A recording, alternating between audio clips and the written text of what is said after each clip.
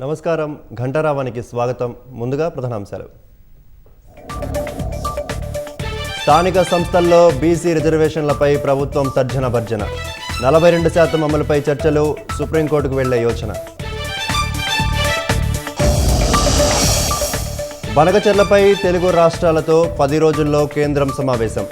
సమస్య పరిష్కారమవుతుందని జలశక్తి మంత్రి సిఆర్ పాటిల్ ఆశాభావం. పరిపాలనలో సాంకేతికతను జోడించేందుకు సిద్ధమైన ప్రభుత్వం. ఇకపై ఈ కేబినెట్ విధానాన్ని తీసుకొచ్చేందుకు కసరత్తు.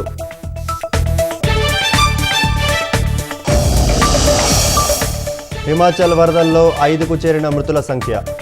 గల్లంతైన వారి కోసం కొనసాగుతున్న గాలింపు చర్యలు.